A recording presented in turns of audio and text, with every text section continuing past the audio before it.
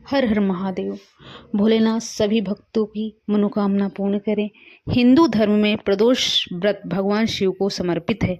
धार्मिक शास्त्रों के अनुसार जो भी व्यक्ति प्रदोष का व्रत रखता है या पूजा पाठ करता है उसे कई गुना फल मिलता है, साथ ही उसके जीवन में सुख शांति भी बनी रहती है। ज्योतिष शास्त्र के अनुसार हर महीने के कृष्ण पक्ष और शुक्ल पक्ष की त्रयोदशी तिथि पर प्रदोष व्रत रखा जाता है। एक महीने में यह व्रत 2 बार पड़ता है, लेकिन इस बार ज्येष्ठ के महीने में कुल 4 प्रदोष व्रत पड़ेंगे, क्योंकि इस बार ज्येष्ठ के महीने में अधिक मास यानी पुरुषोत्तम मास मलमास भी लग रहा है। तो आइए जानते हैं ज्येष्ठ महीने में और मई के महीने में पड़ने वाला पहला प्रदोष व्रत कब रहेगा, यह कौन सा प्रदोष रहेगा और इस प्रदोष को रखने से कौन कौन से लाभ हो सकते हैं।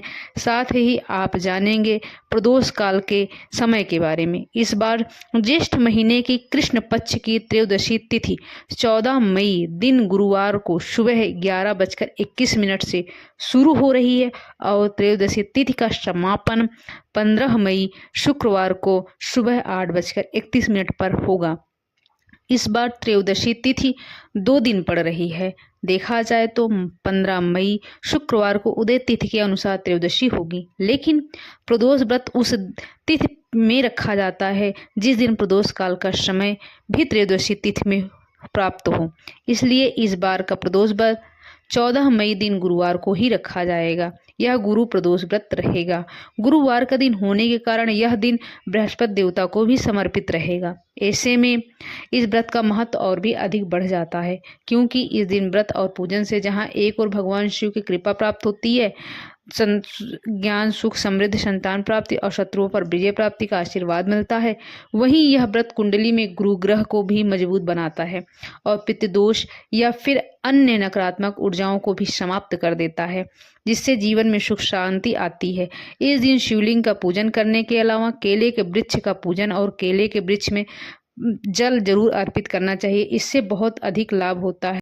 14 मई दिन गुरुवार को ब्रह्म मुहूर्त सुबह 4:13 से 5:01 तक रहेगा। सूर्योदय होगा सुबह 5:50 पर। सूर्यास्त होगा शाम 6:56 पर। प्रातःकाल पूजा मुहूर्त सुबह 4:28 से लेकर 5:31 तक रहेगा।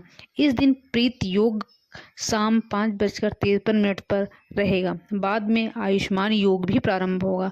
राहु काल दोपहर 1:30 से लेकर के 3 बजे तक रहेगा, क्योंकि इस दिन सुबह के समय द्वादशी तिथि रहेगी। ऐसे में जिन भी भक्तों ने एकादशी का व्रत रखा है उन्हें एकादशी का पारण करने के बाद ही प्रदोष व्रत का संकल्प लेकर पूजा पाठ आरंभ करना चाहिए। इस बार 14 मई दिन गुरुवार को प्रदोष काल का समय रहेगा शाम 6:11 से लेकर 7:41 तक। तो शाम की मुख्य पूजा आपको इसी दिन करनी है और इस समय के बाद से आप कभी भी प्रसाद ग्रहण करके व्रत का पारण कर सकते हैं। प्रदोष काल के समय यदि आप शिवलिंग का पूजन खुद से न कर पाएँ या घर पर नहीं हो, घर से बाहर हो, तब भी आपको प्रदोष काल के समय भगवान शिव के मंत्रों का जाप भजन कीर्तन आदि कर ध्यान लगाकर कथा का श्रवण प्रदोष काल में अवश्य करना चाहिए। जिन भी जातकों के विवाह में बाधाएं अड़चने आ रही हैं, विवाह समय पर नहीं हो पा रहे हैं, जिनका दाम्पत्य जीवन सुख से नहीं व्यतीत हो पा रहा है, परेशानियों से घिरा हुआ है, उन्हें आज के दिन प्रदोष काल के समय सच्चे मन से पूजन पाठ करना चाहिए। पूजा करते समय पीले आसन का प्रयोग करें या फिर सिर पर लाल पीला रुमाल या पीले रंग की चुनरी रखकर फिर पूजा करें। और इस दिन बृहस्पति देवता के मंत्रों का ओम नमः शिवाय का जाप करने के बाद जरूरतमंद लोगों को पीला वस्त्र, पीली मिठाई या चने की दाल, हल्दी या गुड़ आदि का दान करना चाहिए। ऐसा करने से दाम्पत्य जीवन मधुर होता है और विवाह के योग भी बनते हैं। प्रदोष काल में भगवान शिव के मंदिर में गाय के घी का दीपक जलाया जाता है और रुद्राक्ष की माला से ओम गौरी शंकराय नमः का मंत्र का जाप 108 बार जरूर करना चाहिए। इनमें से आपके लिए जो भी संभव हो उस उपाय का अवश्य करें। अगर आपको मेरी जानकारी अच्छी लगी हो दोस्तों, तो वीडियो को ज़्यादा से ज़्यादा शेयर करिएगा, लाइक करिएगा।